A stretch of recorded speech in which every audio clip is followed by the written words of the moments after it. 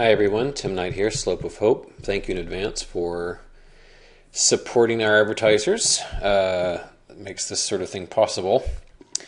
So click on an ad or two if you find an interest in them. I wanted to do this video because today was a really odd day for me, maybe even the oddest day of the year, because I made a pretty big decision about trimming back risk. Here we see the Indu over the past 60 trading days on an hourly bar basis. This swoon here, and it's gorgeous, isn't it? This swoon here is the kind of market that I adore. There's always a base at zero, so it can't go on forever. But that was a great time, wasn't it? What's not such a great time is what's happened since then. Up, down, up, down, up, down, up, down, up. I mean, it's comic. We have been oscillating about 1,000 Dow points for weeks now, and it's just a grind. There's no clear direction at all. Given the range, we're kind of on the high side of it now. If you look at 11.4 as sort of the higher part of the range, there was one part where we had a couple hundred points higher than that. But the general range has been about from 10.8 to 11.4, which is a 600-point range on the Dow, and we're kind of near the high part of that now, which is why, in spite of some interesting longs, I just wasn't interested in buying. You know, some charts look just fantastic from a long perspective, but given the context of this market, I just really wasn't interested. So instead of getting long or getting more balanced, I really decided the best thing to do was to scale way back in general. And I'll talk more about that in a bit. One other intraday chart here, which doesn't look too different, but kind of makes the same point, is the S&P 100, the OEX. Kind of the same thing here, where we've had this just churning going on, driven largely by uncertainty with respect to the euro. The euro itself today had a big rally because of, the all is well, again, notification from the leaders there. I guess the attention span and the memory of the trading public is about 10 minutes because we've been told that everything's just peachy keen many, many times already, and things stop being peachy keen. It seems like 10 years ago, but it was only in May that they had that big Greek parliamentary vote. And we've gone from a Greek default being almost a foregone conclusion yesterday to everything we just find now, today. So anyway, for all those reasons, for the gyrations, for the uncertainty, for the Forex obsession, I had enough. And I went from like a 50% commitment to literally a 9% commitment. I mean, I actually intended to go all cash, but after a while it's just like, all right, I'll keep a few positions on there. But I was just really ready to hang it up for the entire month of September. I really want this Euro obsession to die down and to get the QE3 thing out of the way. So unless things get really clear, and by really clear I mean shattering beneath that range I just showed, trading's going to be kind of not as big a part of my life for the next couple of weeks. But I'll still be here on Slope. Let's go through a few charts on the index side. In a nutshell, the charts show that we are reaching anywhere from like 75 to 90% of the potential, I think, for a retrace higher. So as we look here at the NASDAQ Composite, this line here is a pretty good line in the sand. Nowhere is it written that the prices won't move right past it and head up back to like 2,800. You need to look no longer than the NDX to see how it did just that. That's a line in the sand, but it's just a line in the sand. The 3 days this week, the market has done a real fake out and has gone up 3 days in a row, and it could go up a fourth day tomorrow. This is triple witching week, remember, so a lot of crazy stuff going on. Russell 2000, a bit of a similar situation, although the drop in the Russell was much more dramatic Therefore, the rise higher isn't to quite as high a level. This line here that I've drawn, that's highlighted like so, that's an interesting line in the sand. It had been surpassed back in December, and we formed this nice topping formation, had this wonderful hard fall, and have been just doing this, one might even say a head and shoulders formation here until then.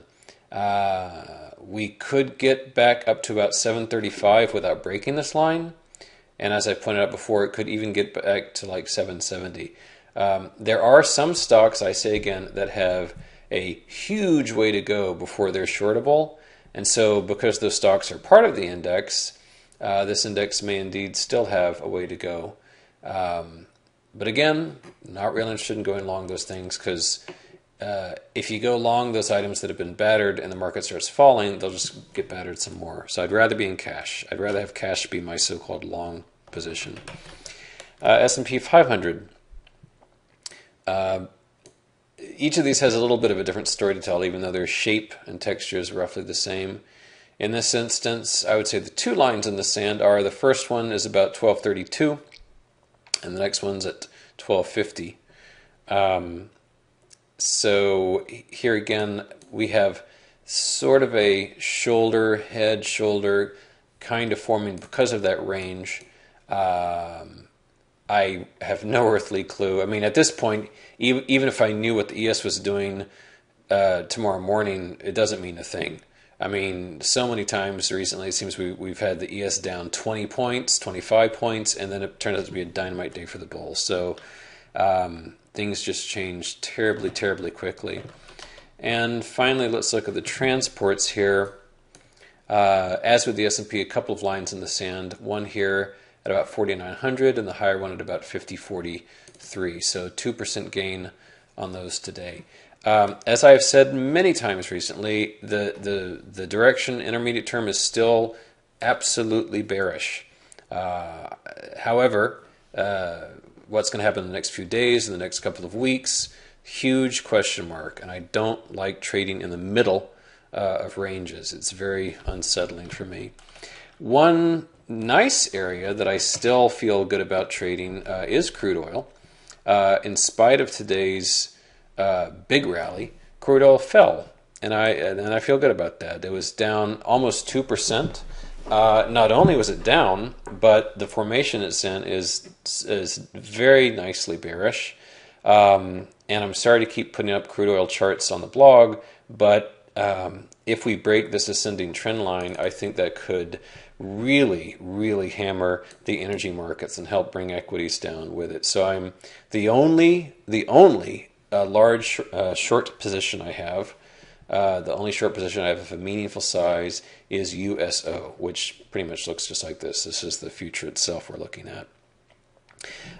Looking at the futures for the equities, here's the ES, and because this trades kind of 24 hours a day, it's a little bit of a different image than the S&P, but we have here a nice triangle formation based on this horizontal line and this ascending trend line. That line at 1200.5 is an important threshold. We zoomed up toward it over the past 3 days. We must break this trend line in order to get the bear market rolling again. We must do it. The NASDAQ has been a even stronger champion for the bulls. This pattern is much more sharply ascending, and it's kind of like that collapse in July and August never even happened, really. We're at the same level we were for a number of months, January, March, June. I mean, we're not that much farther beneath the record highs that we set back in late July. So, but here again, we got very close to the upper levels of this pattern. And naturally, I think that falling back to that trend line is the next appropriate move. What happens after that is what really counts. Trading within this range, a tightening range, by the way, isn't surprising. What would be surprising and important would be a breakout from outside of the bounds of this pattern. Let's see, a few more items. If we want to argue against the bearish side, I would say interest rates, given as low as they are, these are prone to a rise. Technically it's not that strong an argument, because just because something is low doesn't mean it won't go lower. We are beneath the lowest points of interest at the 2008 financial crisis. So bonds remain vulnerable, and I think if bonds start falling, that may help feed equities' continued rise. I also, as I mentioned in a post earlier today with respect to the financials, looking at something like XLF, which is up a little over 1% today, there's an argument to be made for this pushing back to 13.5 and maybe even as high as 14.5 or even 15 on this. So a rally in the financials would obviously also help lift equities higher too. So anyway, if things just go tumbling, I will partake a little bit, but I am nearly 70%, actually no, more than 70%, let's get my arithmetic straight, nearly 80% in cash. Pretty wimpy on my part, I confess, but I really want to hold on to as many of the profits as I made during that tumble as I can. I'm glad that I lightened up today, because the damage would have been much, much worse had I not done so. So I feel pretty okay about being light right now. I only have 28 positions, which for me is almost zero. There are 255 charts I am watching closely for bearish opportunities. Many of them would require a really big lift in order for me to feel safe shorting them. So I think I'll wrap it up at this point. I'm sorry not to be more clear. I'm not pounding the desk with any like buy everything, sell everything. We're sort of in the upper-ish part of a range, and it's very, very volatile with the euro. So I don't feel great about trading this market. I'd rather spend time on other activities and leave the mega focus on trading to more certain times. That's it from me, and see you Thursday, which will be full of economic news. We'll see how that goes. Bye.